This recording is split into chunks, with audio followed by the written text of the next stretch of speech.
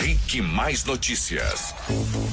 Muito bem, 7h04, a gente começa essa edição do RIC Mais Notícias falando sobre a senadora e presidente do PT, Gleisi Hoffmann, que está em Cuba com a ex-presidente Dilma Rousseff e também militantes do partido. As duas ouvintes participam do Foro de São Paulo, um movimento que reúne aí partidos de esquerda de diversos países e foram representar o Brasil. Durante uma coletiva de imprensa realizada nesta segunda-feira, Gleisi comparou o impeachment da ex-presidente Dilma e a prisão do ex-presidente Lula à ditadura militar. Bom dia, meus amigos. Na década de 70, nós vivenciamos as ditaduras militares. Eram através das armas, da tortura, da intervenção à força que se retiravam governos que na época também eram progressistas. Agora se utilizam as instituições que passam a tomar lado numa disputa política. Se utiliza o judiciário, se utiliza o parlamento para fazer essas intervenções. Pois é, a senadora Gleisi Hoffmann, presidente do PT, afirmou lá em Cuba que o judiciário e os próprios políticos atuam de forma orquestrada com um único objetivo: desestabilizar a democracia.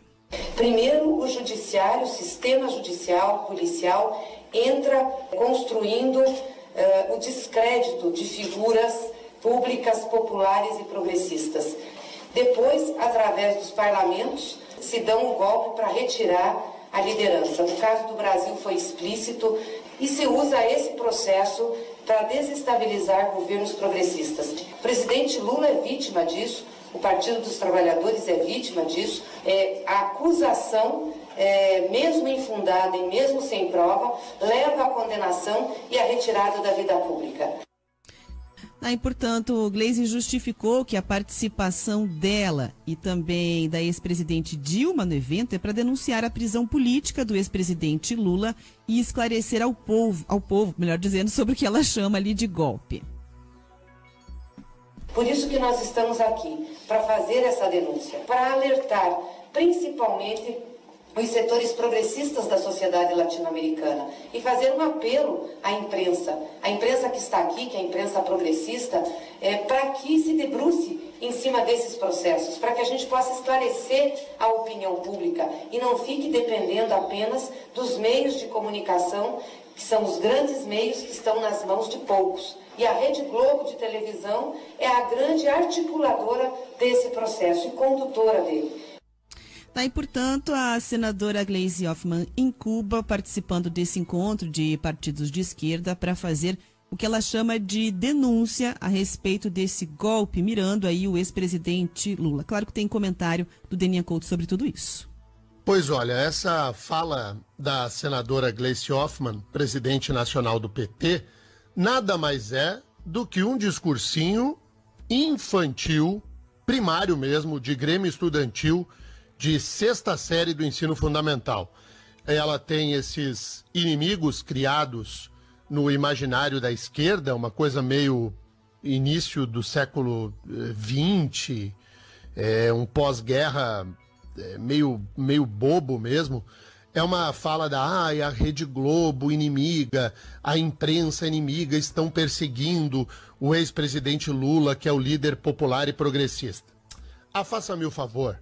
O discurso sobre golpe e sobre ditadura, veja, é dado em um país em que não se respeita o mínimo de liberdades individuais. É de Cuba que a senadora Gleisi discursa sobre liberdade. É de Cuba que a senadora Gleisi discursa sobre respeito às instituições. Uma ditadura de mais de meio século, onde não se respeita sequer o direito de livre circulação, onde as pessoas passam necessidades mais elementares. É de lá que Gleisi discursa. A senadora presidente do PT tem o ideal da Venezuela como modelo democrático e vem falar que o Brasil não tem democracia porque as instituições se voltam contra um líder popular. Essa postura que o PT adotou de radicalização à esquerda, ela tem um público muito determinado, fala para determinada parcela da sociedade.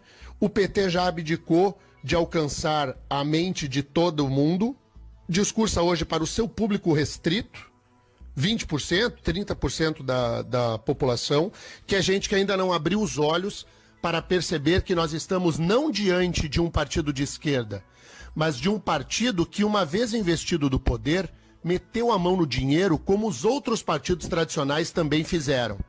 Hoje, a fala da senadora Gleisi Hoffmann, ela é patética.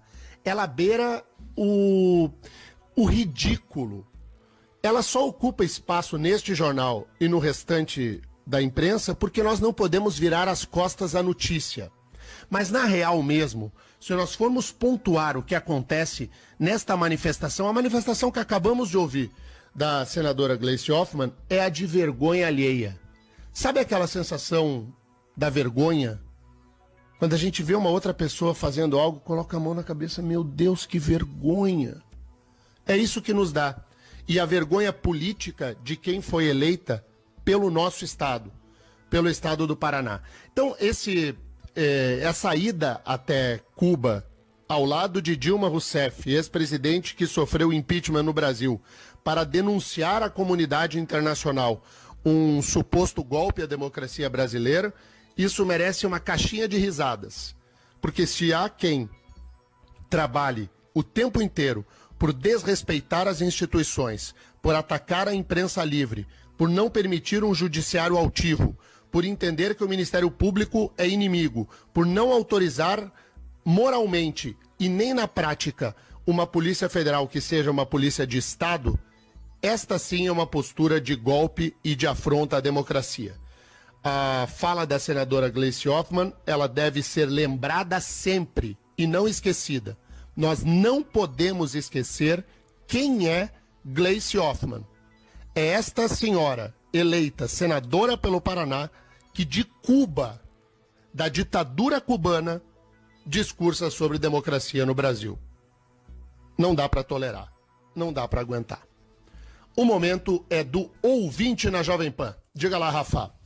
Pois é, os ouvintes seguem participando pelo WhatsApp, também pela live do Facebook. Muita gente sintonizada no Rick Mais Notícias, mandando bom dia aqui para toda a equipe. E os ouvintes também comentando, claro, a situação política, a notícia que a gente acabou de ouvir referente à senadora Gleisi Hoffmann. Muitos ouvintes perguntando de onde foi o dinheiro utilizado para ir até a viagem, a verdadeira prioridade dessa viagem, diante do fato de que a senadora Gleisi é uma parlamentar, né? Alguns ouvintes estão dizendo aqui que deveria estar em Brasília, se de fato isso seria uma prioridade. Muitos ouvintes criticando a postura e também discordando completamente da fala da senadora do PT. Agora, vale dizer o seguinte, né, Tê? O ouvinte que gosta de acompanhar noticiário político, notícia do judiciário, pode se preparar, porque a partir de agora a gente teve aí o fim da Copa, começa a intensificar a questão das eleições, foco direto para as eleições, e a gente vê pelos discursos e pelas notícias que não vai ser um cenário bonito. Pois é, e também não é para ser um choque, né? Porque a gente já tá falando isso aqui faz tempo, né? Terminando a Copa do Mundo, vai começar o período eleitoral, esse ano vai ser muito mais intenso tudo, né? Vai ter, fora a parte política de debate, vai ter a parte de internet, que é a que a gente mais tem medo. Nossa. Né, a questão da fake news, das redes sociais. Então é o momento de todo mundo prestar muita atenção, porque vai ficar realmente bem complicado filtrar o que interessa, o que não interessa. Tem um monte de gente nova também. E aí vai ser um Deus nos acuda, né? Vai ser um Não Deus é pra pegar nos ninguém acuda. despreparado. Todo mundo já era pra estar bem preparado do que vai acontecer agora. Mas a linha vai ser vale tudo. Quem tem rede social, usa a rede social de forma criteriosa, com certeza já deve ter notado. Até porque é justamente isso. A intenção de muitos candidatos é aproveitar esse suposto anonimato aí de redes sociais, fazer o quê? Destruir adversários, né? Na base das notícias falsas, na base de desconstrução de imagem. E aí é aquela que cai no WhatsApp e você começa a compartilhar. Às vezes é absolutamente esdrúxula, vou chamar de notícia, né? Mas a gente tá falando aqui de fake news.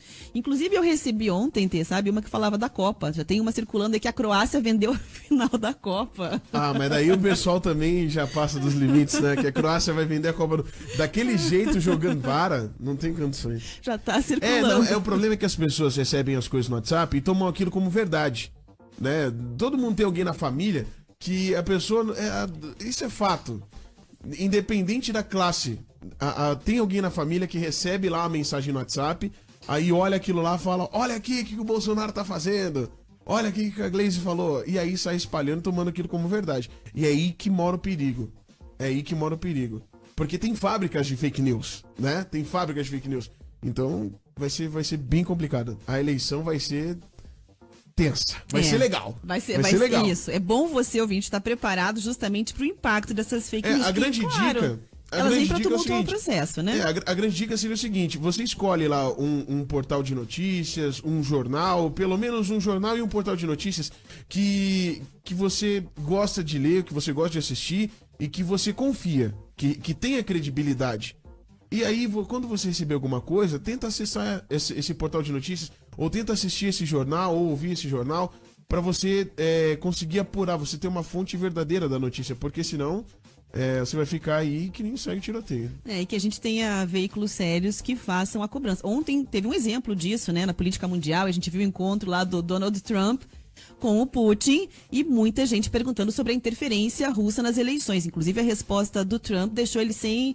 Nem os amigos ficaram na linha. Não posso te defender, amigo, nos Estados Unidos. Porque essa fala dele de confiança no Putin gerou todo tipo de crítica e de meme.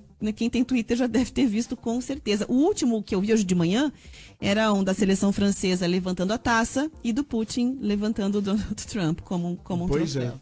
E sem contar que também a Rússia já passa por todos aqueles problemas institucionais, né? Então, só mais uma pra carimbar aí. Bom, e tem mais assunto ligado à eleição aqui no RIC Mais Notícias. Isso porque o MBL, Movimento Brasil Livre, ouvinte, entrou com um pedido no Tribunal Superior Eleitoral para que o ex-presidente Lula seja declarado imediatamente inelegível. O movimento também pede a proibição do registro de candidatura de Lula, de atos de campanha e até pede a proibição de citar o nome de Lula em pesquisas. Então, segundo os autores da ação do MBL, Lula não pode registrar a candidatura porque a lei da ficha limpa proíbe que políticos condenados por órgão colegiado, segunda instância, se candidatem. Lembrando que Lula foi condenado pelos crimes de corrupção e lavagem de dinheiro pelo Tribunal Regional Federal da 4ª Região. A 8ª turma está preso já há 100 dias, desde 7 de abril, aqui na Superintendência da Polícia Federal no Santa Cândida. A defesa do petista trata a ação como um questionamento precoce. Isso que disseram aí os advogados do ex-presidente Lula. Já que no entendimento da defesa, a candidatura ainda precisa ser formalizada em uma convenção partidária. Os advogados de Lula também argumentam que essa solicitação, que esse pedido é um mal concebido manifesto político travestido de ação. Então diz aí que tem interesses políticos o MBL, por isso é que está tentando acionar aí o ex-presidente Lula, a alegação aí dos advogados do ex-presidente. Como o tribunal está em período de recesso, ouvinte, até o fim do mês, essa solicitação do MBL para que Lula seja riscado das eleições só deve ser analisada pela ministra Rosa Weber, que está de plantão até o dia 20. Ela é a única pessoa que pode analisar diante do plantão. Depois, o presidente do TSE, o ministro Luiz Fux, reassume o comando do tribunal. Eles podem decidir ainda aguardar o fim do recesso, esperar para tomar a decisão e depois, então, se manifestar até que o relator do caso analise a situação. Nessa segunda-feira, o ex-presidente Lula recebeu a visita do bispo da Igreja Episcopal Anglicana do Brasil, Nadal Alves Gomes. O bispo disse que Lula espera que a justiça seja feita e que até o dia 15 de agosto é o prazo para registro das candidaturas. O juiz Sérgio Moro apresente uma prova concreta da culpa dele, mas se não tiver prova concreta, que seja determinada, portanto, a soltura. Foi essa a declaração dada aí pelo bispo que esteve com o ex-presidente Lula nessa segunda-feira, quando ele completou aí 100 dias de prisão. Reforçando então, dia 15 de agosto é o prazo, justamente para que você possa fazer o registro da candidatura, e hoje uma comissão parlamentar deve visitar o ex-presidente ali na região do Santa Cândida no período da tarde. E aí, falando sobre inelegibilidade, a gente se recebe aqui, né, Teu? Todo dia tem ouvinte mandando, né? O Lula pode concorrer, o Lula não pode concorrer. Isso. É a lei da ficha limpa. Que é complicado, né? RIC Mais Notícias. De volta com o RIC Mais Notícias, 7 horas e 23 minutos. Ouvinte, você pode mandar participações aqui para o RIC Mais Notícias. E qual é o caminho das pedras? 985045092, 85045092. Isso para quem tá em Curitiba, Cascavel e Ponta Grossa tem que colocar o 41 na frente sempre.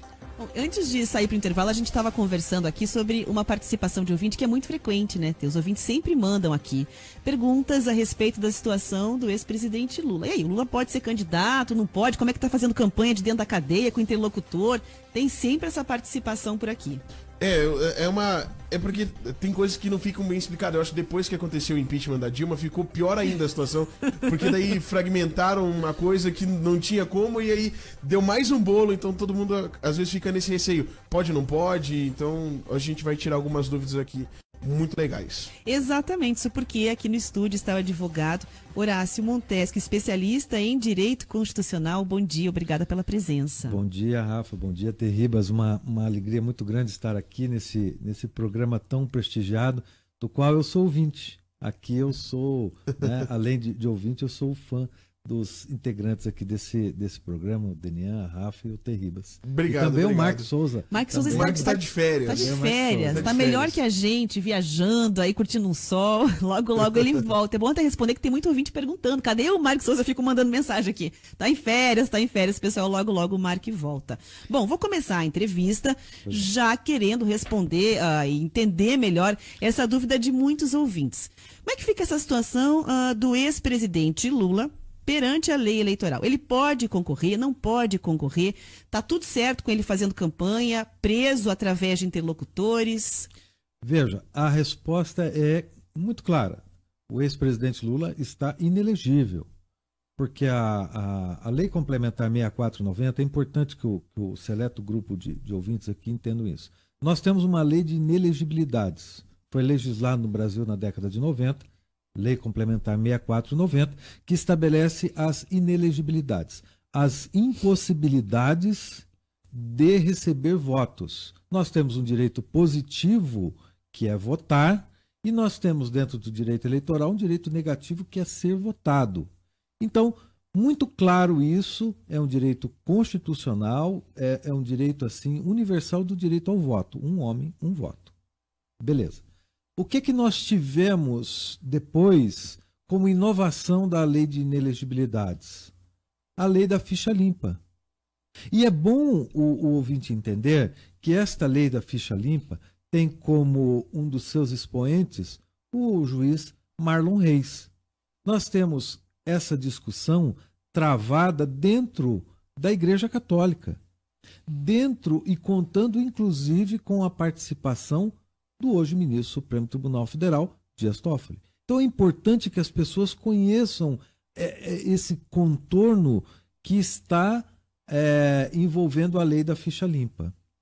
Esta matéria, uma matéria de iniciativa popular, também garantida pela Constituição, chega na Câmara dos Deputados e é aprovada por unanimidade.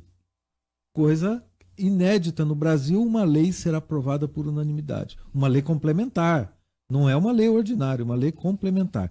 Portanto, nós temos um contexto histórico, nós temos matérias que são inseridas dentro da lei da ficha limpa que contemplam o quê? Contemplam a possibilidade de ser negado o registro de candidatura àquela pessoa indigna, àquela pessoa que recebeu uma condenação por órgão colegiado da Justiça. Assim como outras situações, mas se prendendo especificamente no caso do ex-presidente Lula. Objetivamente, criteriosamente, nós temos que dizer o quê? O ex-presidente é inelegível. Essa é a premissa fundamental que nós temos que traçar para que o eleitor não fique confuso. Porque dentro dessa guerra de informações, dentro dessa enxurrada de informações, é possível que o eleitor venha a ser confundido com a possibilidade de, não, o Lula é candidato. O Lula foi feita aí uma injustiça. A Rafaela acabou de ponderar o seguinte: o Lula vai fazer uma afirmação de que se o Sérgio Moro apresentar uma prova contra ele, veja, não tem mais nada que ser produzido. O conjunto probatório foi analisado pelo juiz Sérgio Moro. Esse conjunto probatório foi revisado pelo TRF4. foi confirmado, e agora há um recurso para o STJ e para o Supremo. Mas vejam, eu quero deixar muito claro aqui para vocês que o STJ não analisa matéria de prova. Tem uma súmula do STJ que diz, a súmula 7, que diz o seguinte: não cabe reanálise de prova no recurso especial. Então, não vamos aqui nos surpreender, porque e nem muito menos menosprezar a inteligência dos outros. Objetivamente, a lei da ficha limpa veda o registro de candidatura àquela pessoa que foi condenada em segundo grau. A única possibilidade, então, no caso de acontecer essa... lançar a candidatura do ex-presidente Lula seria, no caso, ele ganhar um habeas corpus ou sair de alguma forma agora da situação que ele está. É isso? Veja, se ele sair da cadeia hoje, receber um habeas corpus, ele pode ser candidato? Não. Não. O habeas corpus, não pode mais. O habeas corpus fica restrito ao quê? Fica restrito a uma condição pessoal. Ele não permanece no cárcere. Isso é uma questão assim pessoal. Agora, a condição dele de ser votado, melhor dizendo, ela só pode ser superada, reitero, só pode ser superada se o TSE conferir ao Lula um efeito suspensivo à decisão que foi proferida pelo Tribunal Regional Federal da 4ª Região. Seria uma absolvição? Não. Uma medida, como foi ao José Dirceu. Sim. O José Dirceu estava preso, foi concedido uma liminar para ele, para que ele seja colocado em liberdade. Por quê? Dentro de uma análise, não uma análise total, mas dentro de uma análise razoável, os ministros entenderam que ele possuía condições de reversão da sua pena. Mas isso é uma medida extremamente excepcional. Veja, eu há mais de 20 anos advogo na área do direito eleitoral e vejo isso como uma medida de extrema dificuldade. Ainda mais com os rigores que a lei complementar 135, a lei da ficha limpa, veio a impor ao nosso Estado democrático. Veja, há uma opção legislativa. Nós vivemos um Estado democrático de direito. Nós não vivemos, como diz aí a senadora, um Estado de exceção. Muito pelo contrário, nós vivemos um Estado democrático de direito. Portanto, as instituições funcionam, a nossa legislação está sendo obedecida. Nós temos aí uma Constituição que está em pleno vigor há quase 30 anos. Portanto, essa afirmação de que seria possível ultrapassar os contornos da lei complementar por uma questão pessoal, eu julgo isso realmente uma questão muito difícil e tenho fé nas instituições de que isso não acontecerá. Tem muitas dúvidas que vão surgindo aí por parte dos ouvintes, inclusive porque um ouvinte bem apontou aqui, o ex-presidente é colocado em pesquisas eleitorais. E até o ouvinte pergunta, ele pode ser colocado, condenado em segunda instância, num cenário de pesquisa eleitoral que leva ou induza aí o eleitor a acreditar que ele estará no cenário disputando efetivamente? Se pode colocar? Veja, nós temos que separar, e isso é importante que o seu ouvinte saiba, nós temos que separar a questão jurídica da questão política e da questão comercial. O instituto de pesquisa que é contratado para fazer a pesquisa, ele é uma empresa como qualquer outra. E se quem contrata tem um objetivo escuso, tem um objetivo que está ali subliminar, ele vai exigir a presença do ex-presidente Lula, mesmo não sendo candidato. Porque isso cria uma falsa impressão no eleitorado de que o Lula será candidato. Se o Lula está na pesquisa, ele pode ser candidato. Então, essa é a primeira das situações. Ou seja, primeiro, nós não temos efetivamente uma declaração de inelegibilidade, porque não foram feitas as convenções e muito menos o registro de candidatura. O que o Movimento Brasil Livre está pedindo é uma cautelar numa ação declaratória. Como é que nós vamos declarar? O judiciário é provocado e, sendo provocado, vai dizer o óbvio. Vai dizer o seguinte, olha, pelo inciso tal do artigo 1º da Lei Complementar 6490, fulano de tal é inelegível. Isso é o óbvio. Então, nós temos várias situações jurídicas, comerciais e eleitorais. Para o PT, para o presidente Lula, é importante estar dentro desse contexto? Sem dúvida nenhuma. O próprio habeas corpus que foi conferido trouxe o Lula de volta para o cenário político nacional. Porque até então a prisão deixou ele ali num ostracismo. E, portanto, nós não devemos ignorar que o ex-presidente Lula é um animal político de extrema habilidade.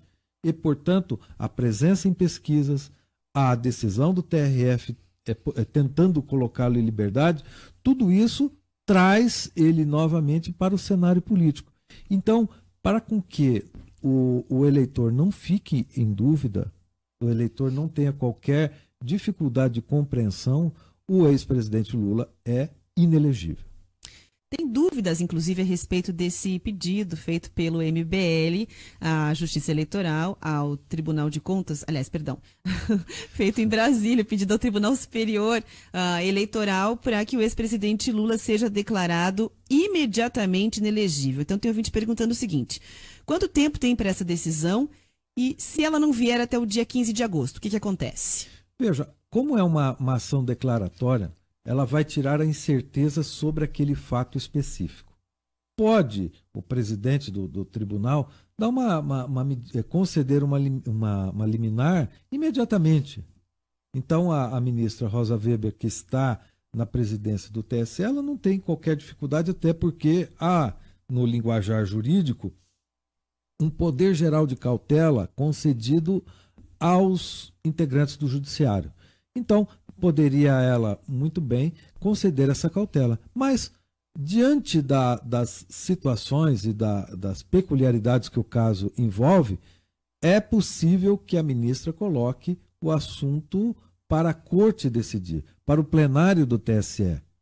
Mas vejam, isso demanda um certo tempo, tem um trâmite, que acredito que não ocorrerá antes do dia 15 de agosto. Então a gente pode aguardar esse trâmite, que isso não deve acontecer. É possível não que ele registre a candidatura e depois tenha negada? O registro de candidatura é um pedido que, por exemplo, qualquer pessoa pode fazer. Mesmo não estando filiado a partido político, qualquer pessoa pode chegar lá na Justiça Eleitoral e falar: vim aqui registrar minha candidatura para governador do estado do Paraná. Tudo bem, você faz o protocolo e o seu registro será indeferido. Nós temos um regramento muito específico sobre o registro de candidatura, sobre a escolha em uma convenção partidária, sobre o preenchimento de percentuais de integrantes dessa chapa ser composto por homens ou por mulheres. Então nós temos um regramento muito bem explícito sobre o registro de candidatura. Então, o que eu quero deixar bem claro é o seguinte: qualquer pessoa pode pedir o registro de candidatura. Mas a partir de qual momento que vão negar essa candidatura? Imediatamente. Ele fez o protocolo. Perfeito. Ele sai de lá já com a negativa? Não. Isso tem um processamento, né? Tem um trâmite dentro do Poder Judiciário, mas o relator, é escolhido um relator para analisar aquele processo. Um dos 7 integrantes do Tribunal Regional Eleitoral ou do Tribunal Superior Eleitoral analisa, no caso do presidente Lula, analisa esse pedido de registro de candidatura. Em verificando a presença de algum impedimento, ele pode liminarmente indeferir o registro de candidatura. E aí, o que acontece? Indefere o registro de candidatura, há um recurso para o plenário, para que o plenário venha a decidir sobre a matéria.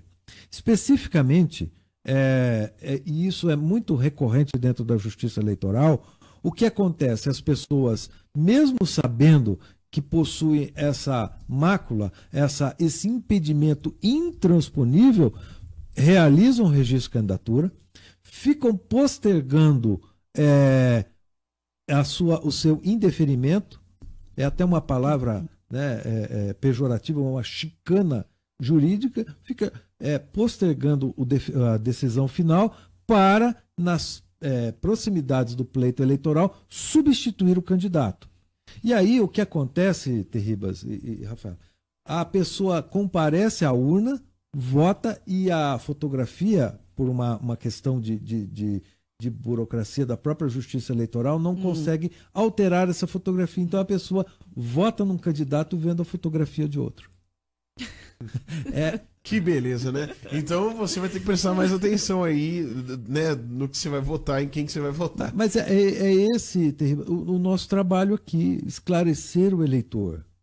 Quando a Rafaela diz de um fake news, é importante que o eleitor saiba que esse arsenal de possibilidades está colocado à disposição daquele que quer tirar proveito de um sistema eleitoral, que é um sistema eleitoral, reitero, democrático.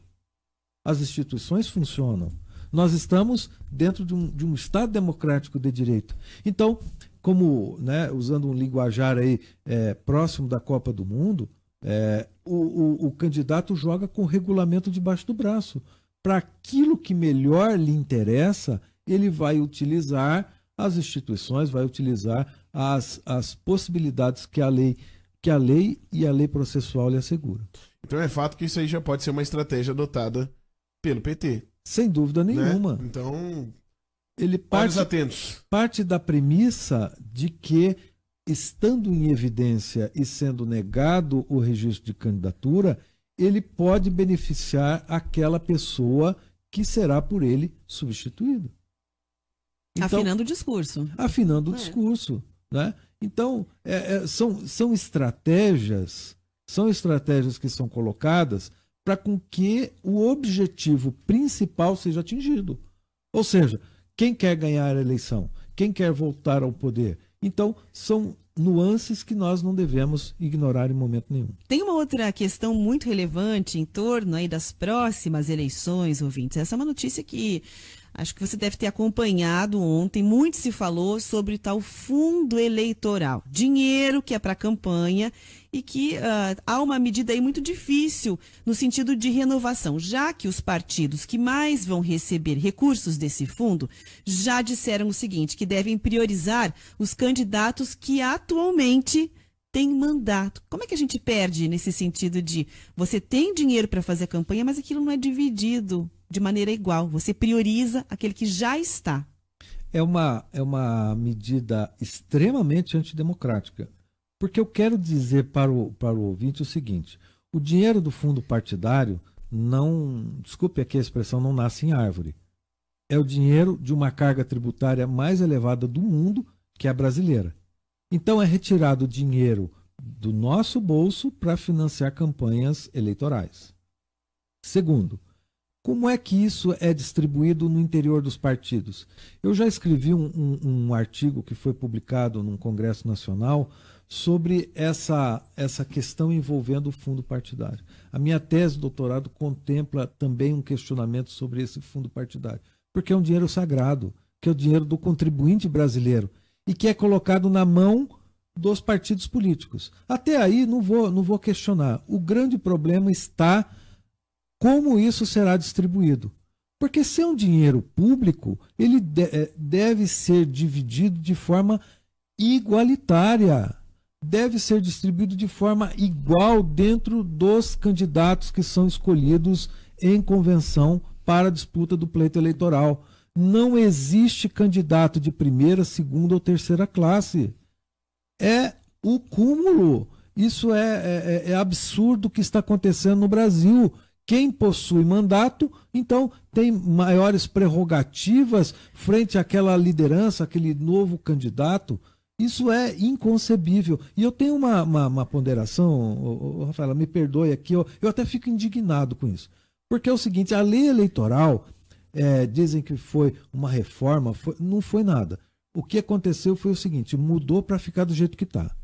Uma campanha eleitoral menor, para beneficiar quem está no poder, com uma propaganda eleitoral ridícula, com dimensões milimétricas, não dá para saber quem. Então, isso é para prejudicar com que novas lideranças surjam, que novos candidatos surjam e privilegia o quê? Privilegia aquele que está exercendo o mandato.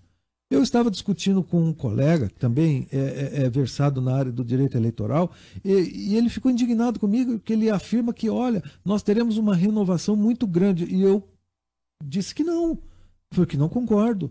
Porque tudo está criado, fundo partidário para quem tem mandato, horário eleitoral para quem tem mandato, propaganda eleitoral para quem já...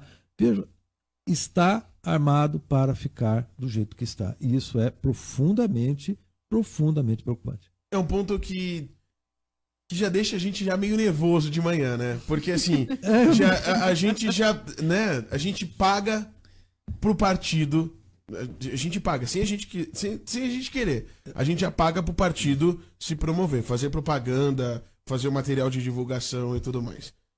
Aí o partido usa como bem entender. Sim. É isso? O Que candidato... é aí que tá o errado. Sim. Né? Porque daí o diretor do partido fala, vamos pegar o fulano e tal que já tá lá, a gente coloca mais dinheiro pra eles, porque eles vão puxar mais votos, eles já vão se reeleger, e aí o que sobrar a gente dá pra essa... Então essa renovação fica cada vez mais difícil, né? Porque como é que você vai querer que o candidato novo apareça se ele não tem dinheiro? Fica cada vez mais difícil. Não, e o que é pior, Terribas, é o seguinte, não só no Paraná, mas no Brasil, nós temos a criação de feudos familiares partidários. Então, o pai é presidente do partido, o pai é presidente do partido, vai destinar o dinheiro para quem? Para o seu irmão, para o seu filho, para o seu... Fica lá a quinta geração da família. Perpetua o mesmo sobrenome. Prefeito lá da cidade, vereador, e vai, fica lá. Então, veja, o que eu estou chamando aqui a atenção, e eu não quero tornar o dia das pessoas, né, mais azedo, e nem tão pouco... Não, já estragou o dia.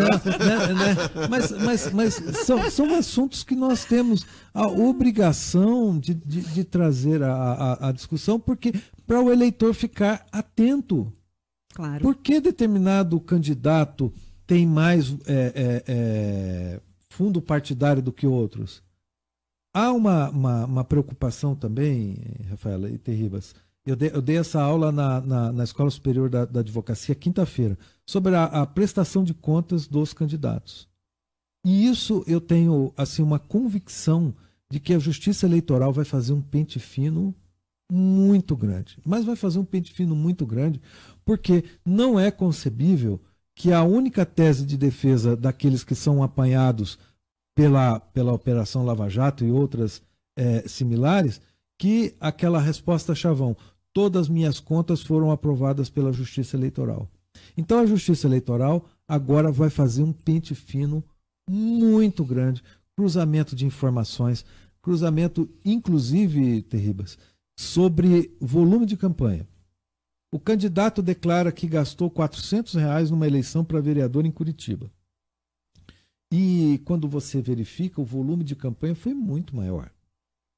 Há propaganda, há pessoal trabalhando. Então, veja, a Justiça Eleitoral não... Ao meu ver, não será uma justiça inerte. Ela ficará observando, produzindo provas para com que depois esse mandato obtido de forma ilícita, com dinheiro do Caixa 2, com dinheiro escuso, né, não venha a ser confirmado, venha a ser cassado.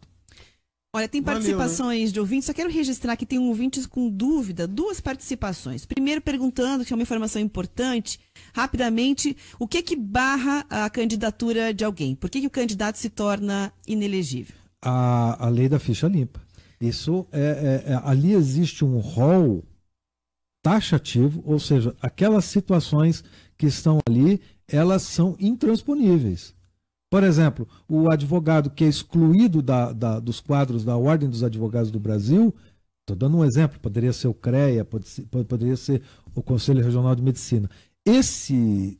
Essa pessoa que foi excluída do seu órgão de classe, ele não pode ser eleito deputado federal, vereador, não pode ser eleito para nenhum cargo público.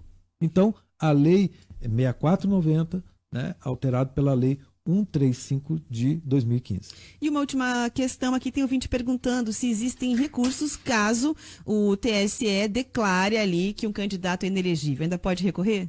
Veja, agora a matéria, se houver uma matéria constitucional, é possível um recurso para o Supremo Tribunal Federal.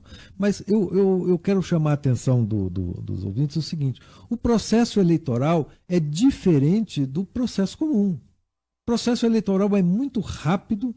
Quem milita na área do direito eleitoral sabe que os prazos são contados em hora. Sabia, Rafaela? Você recebe uma intimação para contestar em 24 horas. Você recebe para se manifestar em 48 horas. Então é tudo muito rápido. Então, dentro do sistema eleitoral brasileiro, esse recurso terá um processamento também muito célere e também teremos uma decisão aí em tempo recorde. Feito, Tem. Fechou, vamos pro intervalo, daqui a pouco a gente volta.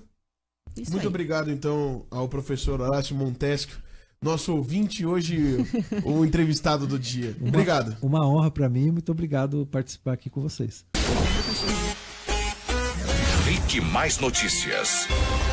De volta com o Rick Mais Notícias, nessa manhã de terça-feira, 17 de julho de 2018. E tem recado aqui, né, Terribas? Tem, o Rivaroli já tá com a gente aqui para poder passar os destaques de hoje do Balanço Geral que passa na Rick TV Record ao meio-dia, no canal 7.1. Fala aí, Riva. Bom dia, meus amigos da Jovem Pan. A partir do meio-dia tem um balanço geral na tela da Rick TV Record, no canal 7.1.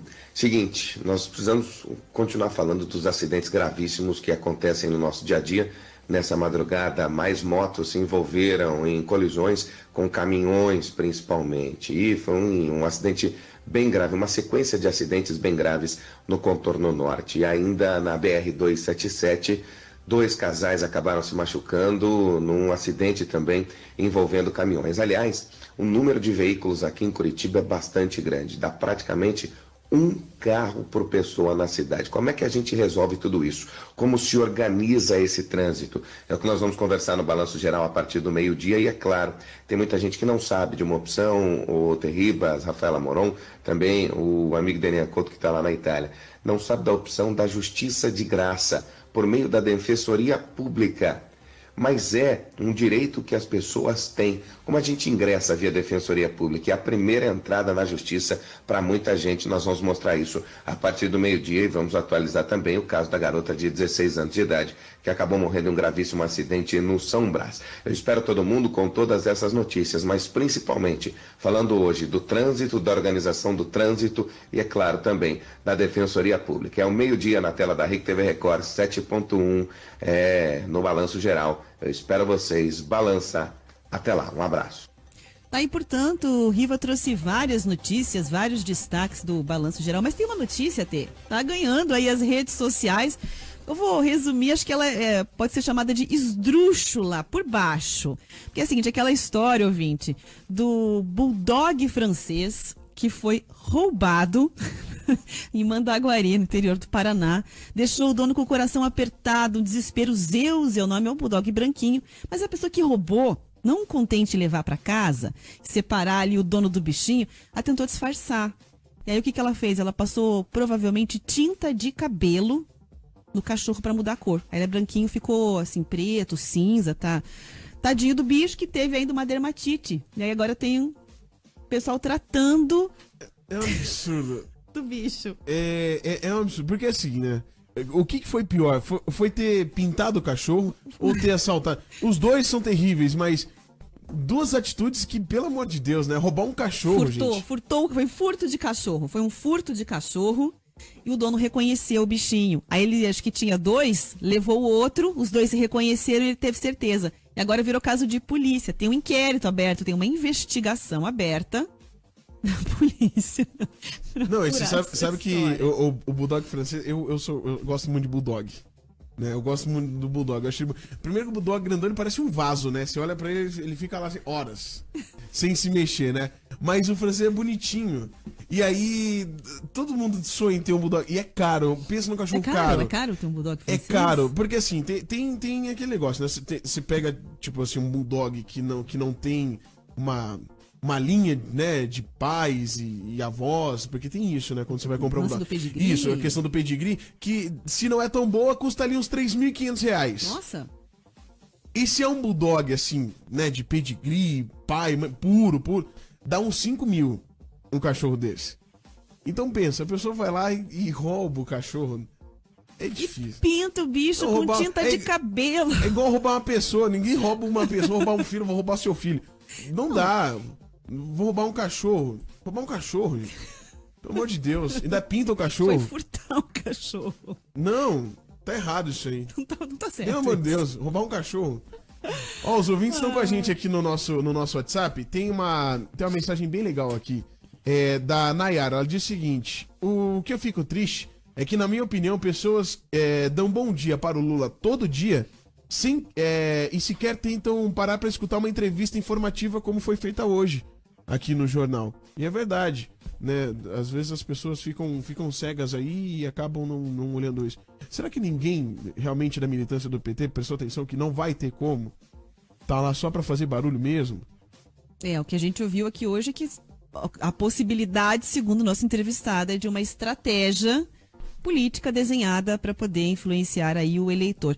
O lado bom é que muita gente está participando pelo Facebook, que prestou atenção na entrevista, está comentando ali o cenário de pouca renovação, com regras totalmente injustas aí divididas entre os candidatos, para que a gente pudesse ter uma renovação maior em termos de representatividade, né, no Congresso. Tem muita gente também criticando posturas de alguns políticos que foram mencionados ao longo do programa. Então, que bom que os nossos ouvintes, pelo menos, né, esses estão bem informados. O Gustavo Oliveira, ele diz o seguinte pra gente: roubo de cachorro ou de pets é mais comum do que se pensa. Bom, até isso. Pra mim é uma novidade. Pra mim também. Pra mim é uma novidade. Roubar cachorro é complicado demais. Não tem condições. Mas faz o quê? Pega roubar pra o você, cachorro. furta pra você. Eu queria muito que o cachorro fosse nervoso e desse uma mordida, entendeu? Pra arrancar metade da panturrilha. Você vê, porque o Bulldog não alcança muito, né? Ele é baixinho, né? Então. Eu tô com um cachorrinho agora também. Conta. Eu tenho um Bacê. Mas tá muito bonitinho. Eu postei um monte de foto dele no meu Instagram. O pessoal quiser seguir no meu Instagram, é Oterribas. Procura aí, tudo junto. Oterribas, Terribas. É Gregório o nome dele, mas é muito bonitinho. Aí eu fico imaginando, uma pessoa vai e rouba um cachorro, gente. Não. Deixem o Gregório. Ninguém leva o Gregório. Não, ninguém rouba o meu Gregório. Fui passear no parque com ele. Ó, tem gente mandando aqui. O meu roubaram também. E mandou até um cartaz, assim, que acho que deve ter distribuído. Tô abrindo aqui o Ozzy, Yorkshire, desaparecido em Pinhais, mandou aqui o ouvinte. É impressionante como é que... Gente, roubar cachorro. Não, cara, é muita maldade. Não. É muita maldade. O cachorro tem um laço afetivo. Não faça isso. Não faça isso. Tá errado. Tá errado, não tá certo. Bom, vamos nessa então, Rafa. Amanhã Bora. a gente volta, o Denian está de volta. Hoje o Denian está apresentando a tese do doutorado dele lá na Itália. Vamos mandar energias positivas para que ele consiga ser aprovado aí. Vai, É tipo vai. o TCC. É tipo o TCC. É não, tipo vai... o TCC, só que infinitamente mais difícil. No nível doutorado. No nível doutorado. Tá bom? Isso aí. Um beijo para todo mundo que participou com a gente. Amanhã a gente tá de volta. Feito. Tchau.